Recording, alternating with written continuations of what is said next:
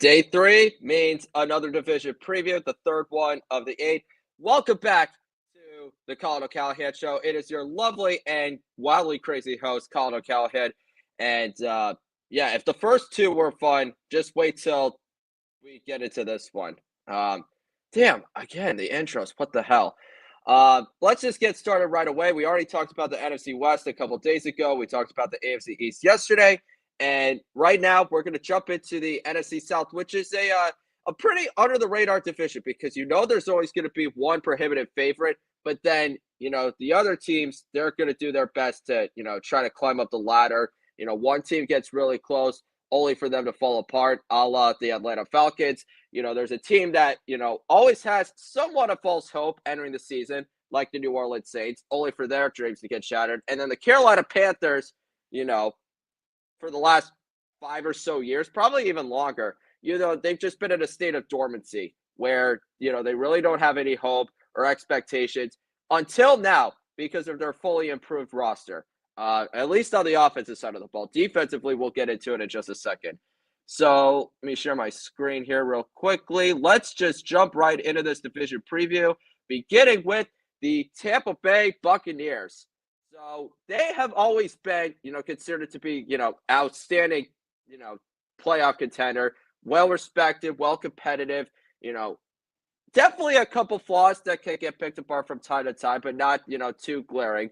And a big reason why the Buccaneers have been such strong playoff contenders is because Baker Mayfield has officially revitalized his career, through the second most touchdown passes in the league, with 41, had the fourth highest passer rating, finished third in passing yards, but he is definitely considered to be somewhat of a gambler and too much of a risk taker. He was tied for the most interceptions in the league with 16. Kirk Cousins had the same number, and he got benched for the final few games of the season, but, has still more than proven to be the face of the franchise.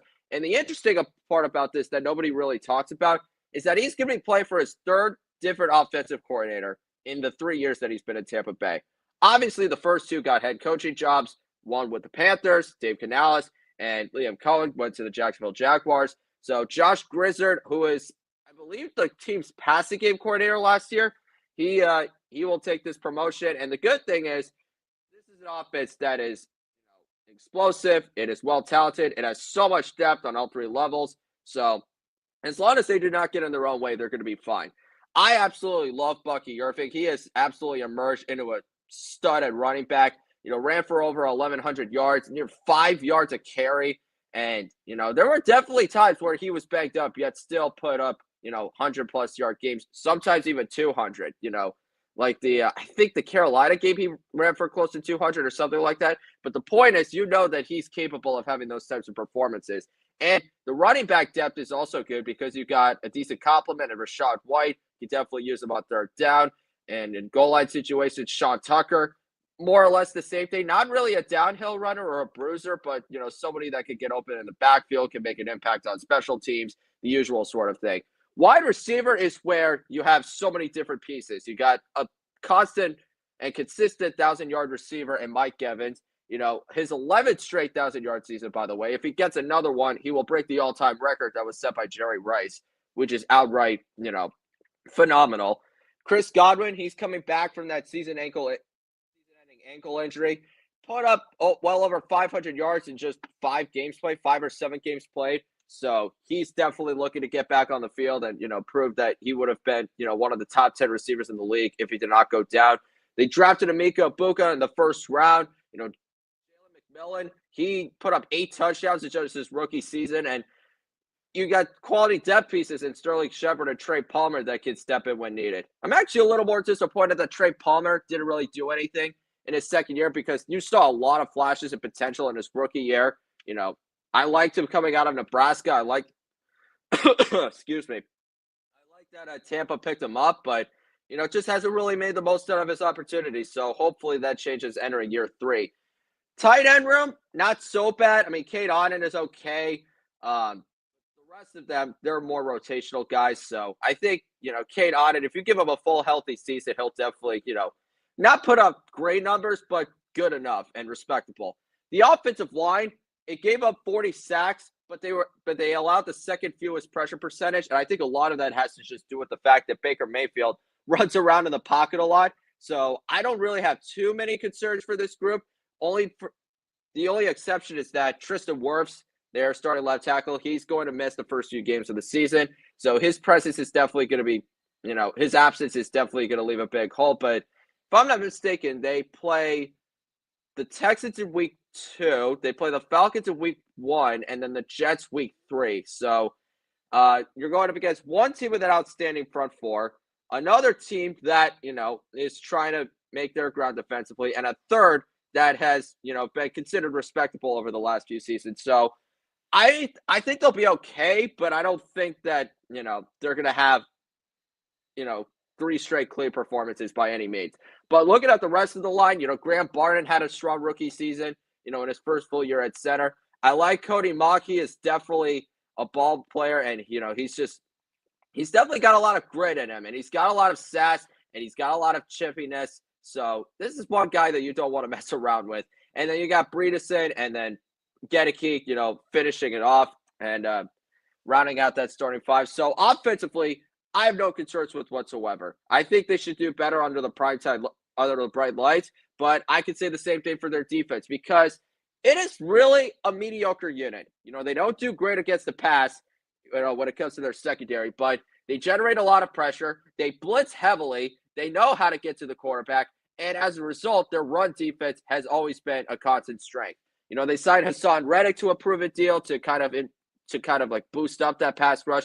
They lost Joe Tryon-Shoyinka in free agency. So you're just counting on like your younger players and your homegrown players to really, step up into bigger roles. You already have a few studs in Kalijah Kancey and Yaya Diaby. Logan Hall had a good season. And of course, nobody can forget the anchor known as Vita Vea that not only had an outstanding season rushing the passer, but is still one of the most elite run stuffers in the league. So speaking of run defense, Levante David's coming back for a 14th season, still playing at an extremely high level, well over 100 tackles, 5.5 sacks. And the only question I have is who's going to be his right-hand man? It looks like it's going to be Anthony Walker, but it appears that he's hurt. So my guess is it's either going to be one of these younger guys here, to be quite honest. I mean, it could be Marquise Watts, it could be Chris Braswell, Deion Jones. I mean, he's not really the same player that he was in Atlanta. So that's my only real concern is that who's going to be Levante David's, second-hand guy. So hopefully that's something that Top Balls, figures out because we have 2 weeks left in the preseason and we've got, less than a month till the opening game of the season. So hopefully that decision gets, made a lot sooner than expected. The secondary definitely saw a huge dip in production, but I think a lot of that has to do with the fact that Antoine Winfield Jr. was out for much of the season. So it put a lot of pressure on their, their safeties and more importantly, their cornerback room. I mean, you got 2 decent guys in Zion McCollum and Jamel Dean, not great, but they play really well. They don't give up a high passer rating. They know how to get their hands on the ball.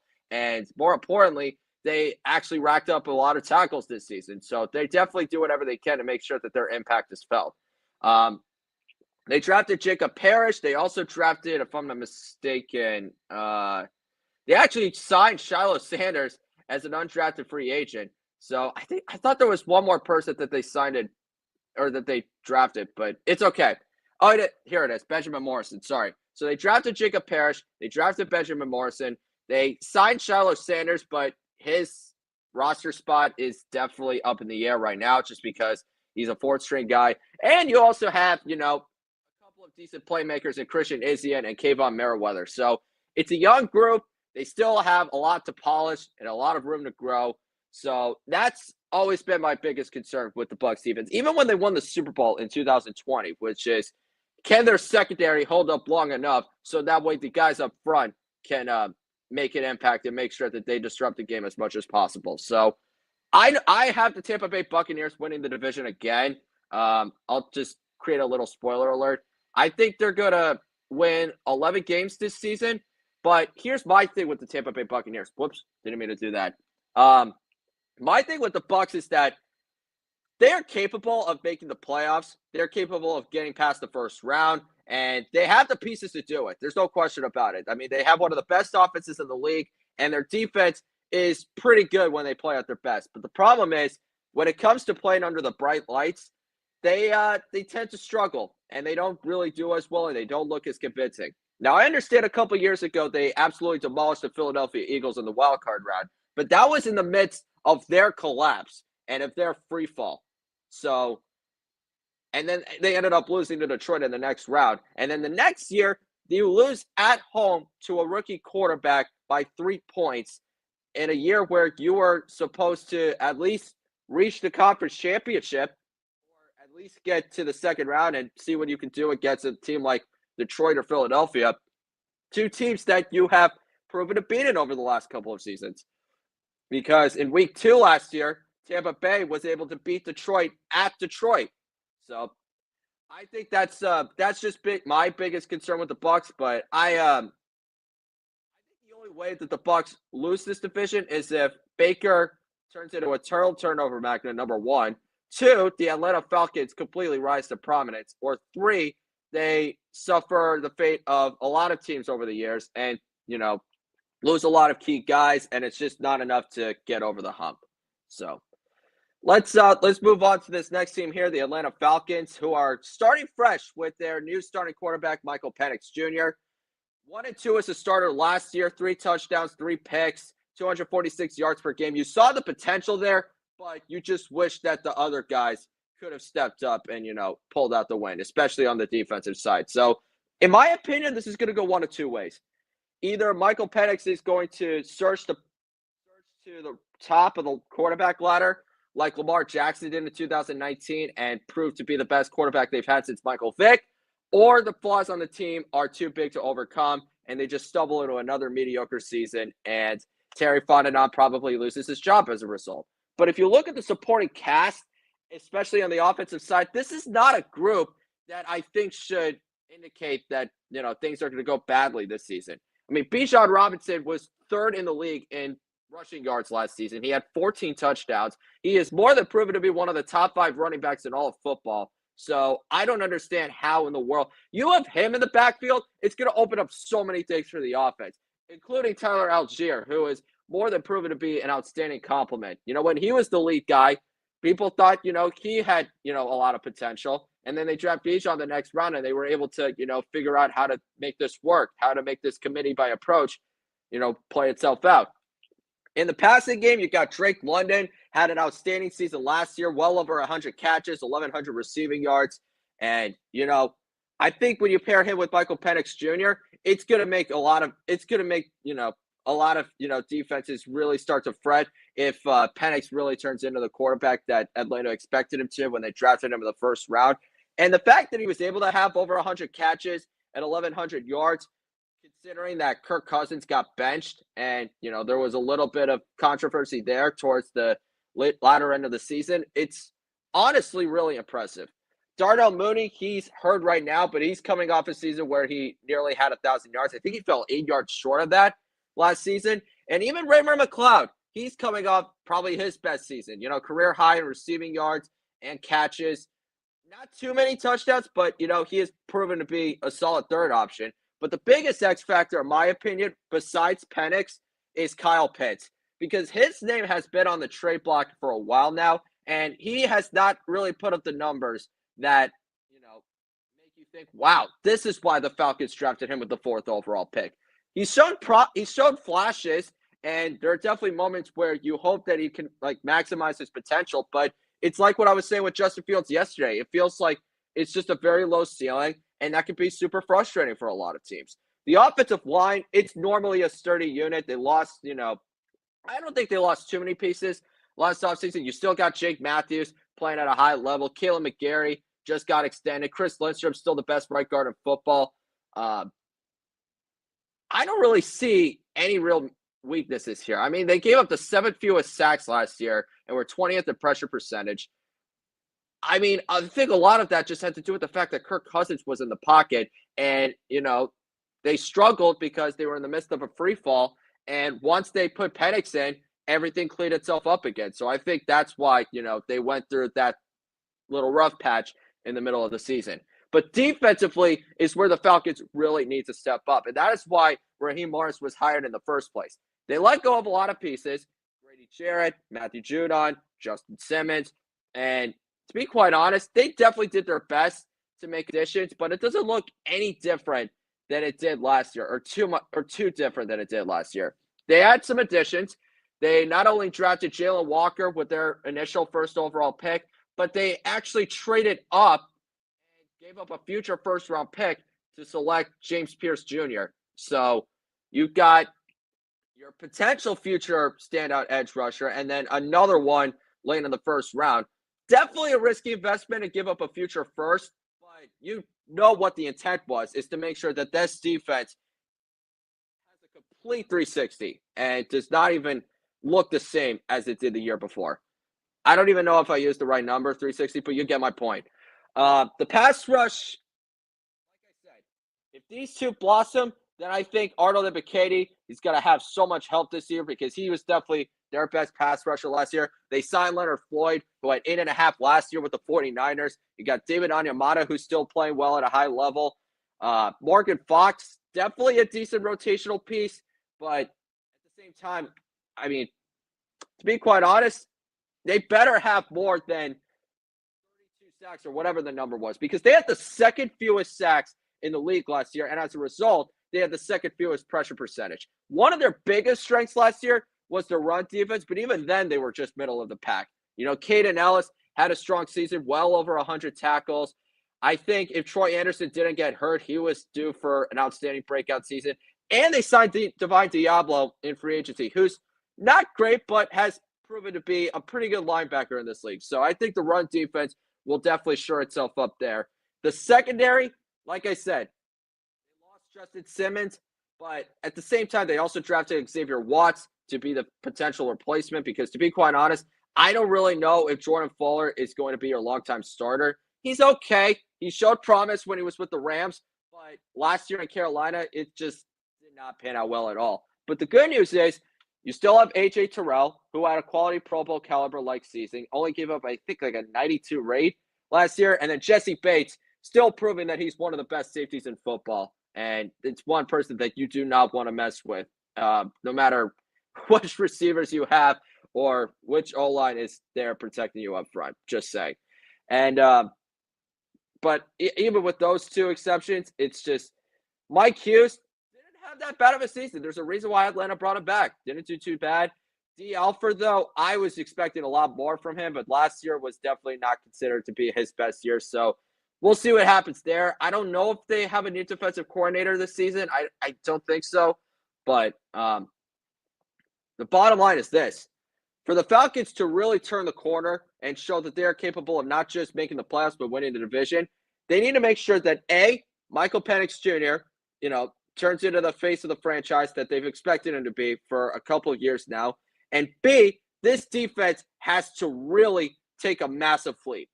Otherwise, it's going to be Tampa Bay's for another season. Or if Carolina ends up, picking up where they left off last year, then they might be in the running for the division as well, or a wild card spot at least. So, let me go to the tier list here. Here's my initial reaction. If the defense was considered to be a top 10, 15 unit, I would definitely put them in the just okay tier, but I am going to need to see a lot more from the Falcons defense for me to believe that they can, reach higher than 6 or 7 wins this season. That's just me. I'm sure a lot of people are going to have them a lot higher, and I don't blame them. But like I said, you have to see Penix in action, and you got to see what the defense could do. If both of them end up reaching expectations, then I think they'll have a pretty solid season, and I think they'll finally have some hope for the next few years. So let's move on to the Carolina Panthers, who went from a total calamity after week 2. It looked like Bryce Young's career was going to be absolutely over after getting benched for Andy Dalton, but then he got a second opportunity. And even though they only won 5 games in 2024, he ended up blossoming. He showed that he was a completely different player than he was the year before. And now the Panthers finally have some hope for the first time in a decade, possibly even earlier if you even count the 2017 season or 18, 19. You got my point. So what the Panthers really did this offseason, mainly in the draft, but somewhat in free agency as well, is to make sure that Bryce Young was surrounded with as much help as possible. They did a ton of that last year by signing Damian Lewis and Robert Hunt. They're coming out of their second year with the ball club. But in the draft, they actually pulled somewhat of a stunner by drafting Ted McMillan with their first round pick. And the reason why I say it's a little bit of a stunner is because I really thought that the Panthers would, focus on the defensive side of the ball. But at the same time, Ted McMillan was definitely considered to be the best natural wide receiver coming out of the draft. And the reason why I say it like that is because Travis Hunter is a guy that is trying to play both sides. So the point is, they draft Ted McMillan to be the potential future number one option.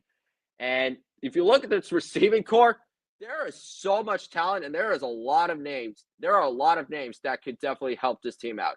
Adam Thielen still playing at a solid level. Xavier Leggett coming off of somewhat of an up and down rookie season. Showed some flashes, but definitely a lot of growing pains and a lot of bumps that he needed to get over to show that he was worth drafting in the first round.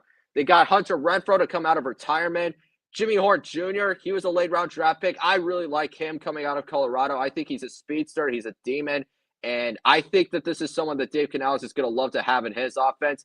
And Jalen Coker is a guy that truly gets underappreciated. I mean, undrafted free agent coming out of Holy Cross, entering his second year, showed that he was capable of being on a starting field last year and being, a rotational piece on the football field last year, I should say. And I think if you give him more snaps, you'll show the progress and you'll show the potential that he truly has. And I didn't even get to the running back core. Chuba Hubbard coming off his best season by far. And more importantly, you probably have one of the best running back compliments in Rico Dowdle because he's coming off a 1,000-yard season with the Dallas Cowboys in a year where Dak Prescott went down and the offensive line suffered a bit of turnover. And he still managed to crack the 1K mark. So offensively, they're looking solid. I like Jadavian Sanders, second-year tight end. Not the best numbers, but again, for a rookie season and an offense where you weren't expected to do much, it was definitely sure as heck impressive. And I didn't even know Trevor Etienne was on this roster. You got a third string back that can definitely make somewhat of an impact in this offense. I liked him coming out of Florida, then ended up transferring to Georgia. So who knows how he's going to fit in this offense or if he's even going to make the roster at all. But it's good to know that he's on here. And as I said, offensive line showed that it was totally a lot better than what it was over the past 5 seasons when it was an absolute garbage heap. That's what happens when you're coached by Dave Canales. Ekwonu coming off his best season so far. You got Taylor Moton at right tackle. I already talked about Lewis and Hunt, and you got Austin Corbin at center. So I'm not saying this is a great unit, but I think, if everything comes together, then they are definitely going to be a top 10, top 15 O-line without question. I can't say the same thing for the defense because, dear God, it was absolutely awful. It was dead last in so many categories. It was dead last against the run, dead last in points, dead last in total yards, dead last in pressure percentage, you name it. And everything else, they were pretty much near the whole bottom. And that is really shocking because I was expecting Ejiro Evero, the defensive coordinator, to really, fix things up and to make sure that, they were a respectable unit. But they just were absolutely atrocious last year.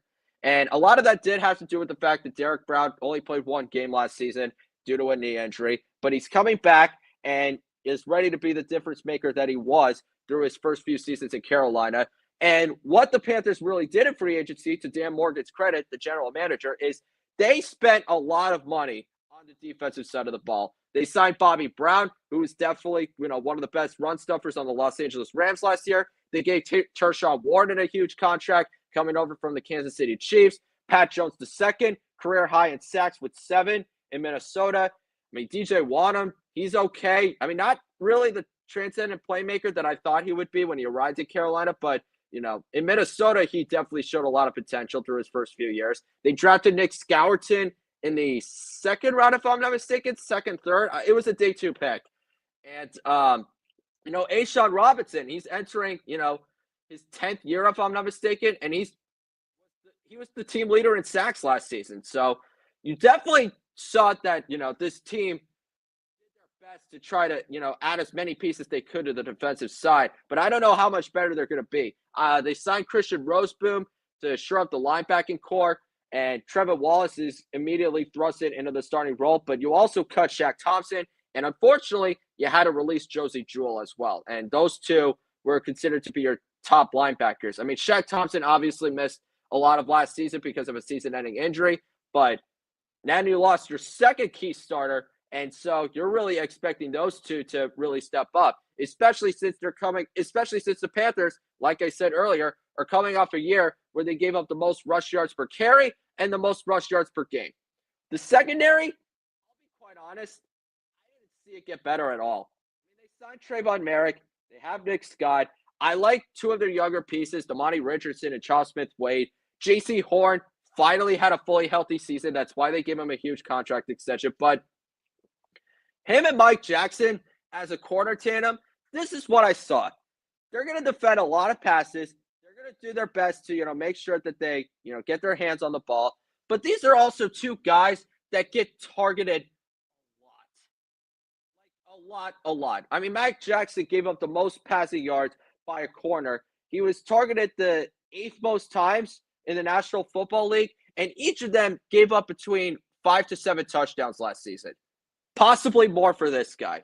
So these are guys that, quarterbacks are not going to be afraid to throw the ball to. But, if they get their hands on the ball and they have great catching skills, then kudos. You can stick around for at least a few more seasons. I mean, look at Trayvon Diggs with the Dallas Cowboys.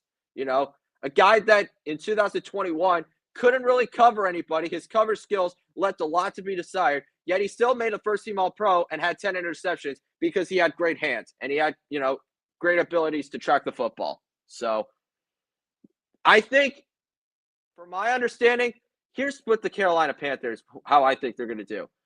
I truly hope to God they land somewhere in these two tiers because I have so much respect for Dave Canales. I like Bryce Young, and I love a lot of the pieces that they have. They're a likable team when they're not a punching bag. But in my opinion, it's more or less going to be this type of tier. And the reason why is because their defense still has plenty of flaws, and it's going to be under the same scheme as it was last year and the year before. So you're not going to expect too much improvement unless every single thing goes right. And this is even if the offense, makes a massive leap. But even then, they're trying to prove that whatever happened in the second half of the last season wasn't just a fluke. It was, a sign of progress and a sign of faith. So that's my thing. If the offense can pick up where it left off last year, and if the defense really turns the corner, then I would really hope that they somehow get into the wild card picture. I don't know if they're going to win the division because they're definitely not good enough, especially on the defensive side. But I think, the hope is real. And I think the hype surrounding this football team is somewhat legit, which is not what I can say for the New Orleans Saints. I mean, listen, it has nothing to do with the fact that Kellen Moore is the head coach, or that Doug Nussmeier is the offensive coordinator, or that Brandon Staley is the head coach. I knew the minute the Saints hired those guys, I didn't think that this was going to be a great season for them. Because as much as I like Kellen Moore, he's a good offensive coordinator at best. He's never been a great one. Worked with the Dallas Cowboys. Then he was Justin Herbert's OC from last year. And then the year after that, he goes to Philly. They end up winning the Super Bowl. But here's the thing. I feel like any offensive coordinator would have done extremely well when you've got Saquon Barkley in the backfield, a top 5 quarterback in Jalen Hurts. I know a lot of people are going to have him a lot lower for whatever the heck reason. But the point is, you've got Jalen Hurts, Saquon, A.J. Brown, Devontae Smith, one of the best O-lines in the league, Dallas Goedert. And the New Orleans Saints offense does not have any of those guys. They have good pieces, but the one issue that they failed to address or failed to completely fix was their quarterback position. And a lot of that had to do with the fact that Derek Carr retired, due to a shoulder injury and a surgery that he was going to have to undergo just to make sure that it was fully healed. So now your 3 quarterbacks are Spencer Rattler, Tyler Show, and Jake Hayner. In limited play was absolutely awful. Spencer Rattler was okay, but not great. And Tyler Show, who New Orleans drafted in the second round, is 25 years old, and with the exception of last year, has mainly either been as a backup or on the injured list in college. So this is what happens when you don't have a contingency plan for the guy that you gave $40 million a year to for 4 seasons. I mean, when I look at this offense, it's decent, but it had a lot of health problems. Chris Olave was injured. Rashid Shaheed, he missed a lot of time in the regular season. Taysom Hill, he was out for much of the year last season.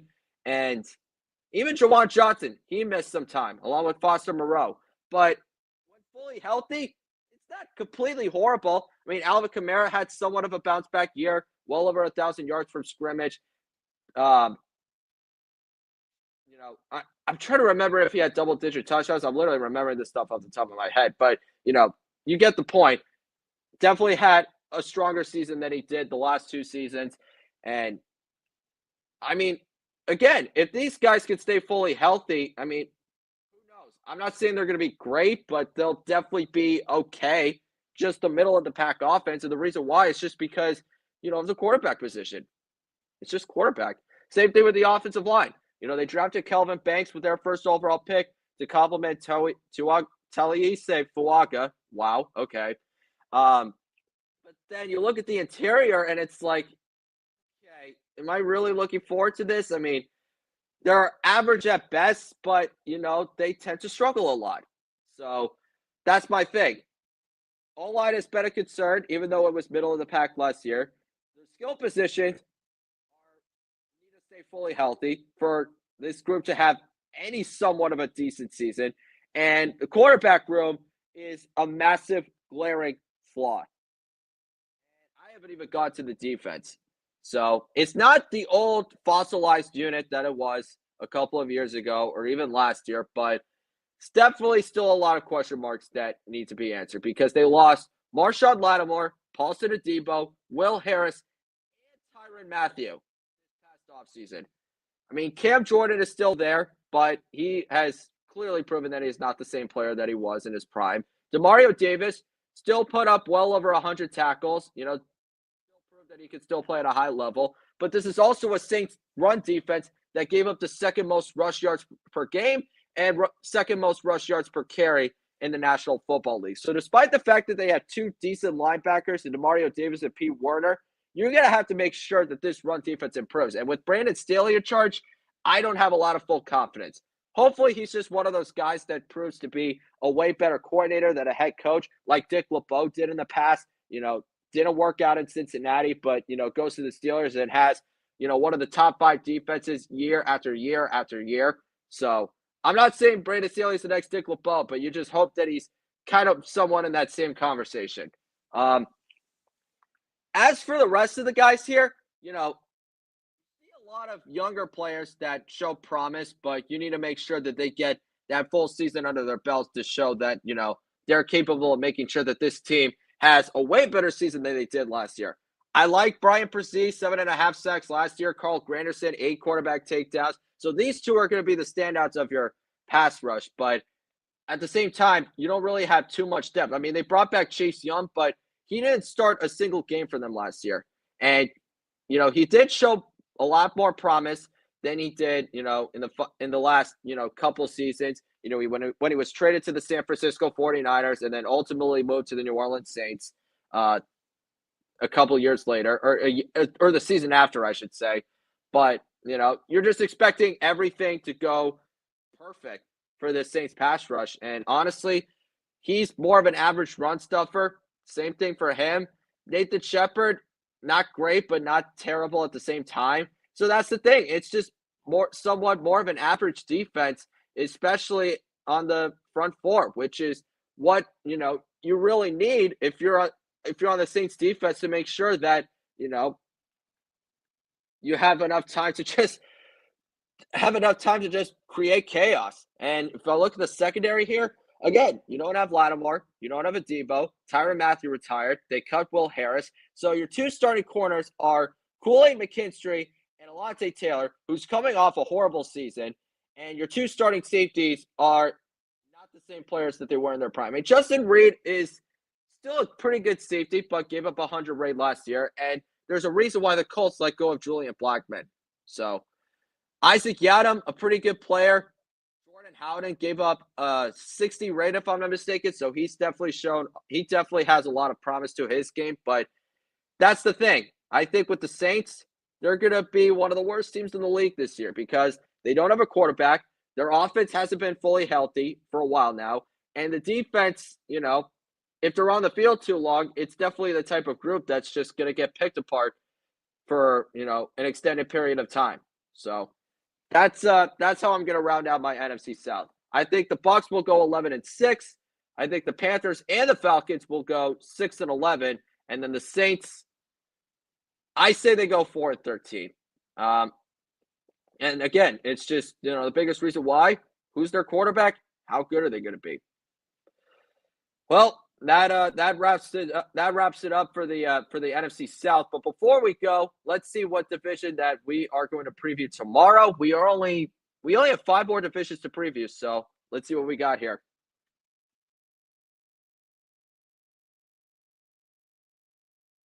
Okay, let's go. Now we finally can get into some. Now we can finally have some fun. The AFC North. So we got the Baltimore Ravens, who are coming off another AFC North title and another heartbreaking defeat in the playoffs to the Buffalo Bills. We got the Pittsburgh Steelers, who are more than likely going to reach 9 wins this year, since Mike Tomlin cannot have a losing season if his life depended on it, and Aaron Rodgers is in town, so that'll be interesting. There are the Cincinnati Bengals, who have one of the best offenses in the league, but an abysmal defense, so you don't know if they're going to have another mediocre season. And then you've got the Cleveland Browns. Yeah, I don't think there's anything I could say that could even justify, my reaction to that. Thank you all so much for watching. Make sure you like and subscribe for additional content. I'll be back tomorrow to preview one of the most competitive divisions in the NFL this year. And buckle up because this is going to be a fun ride. So see you later. Peace out. Au revoir.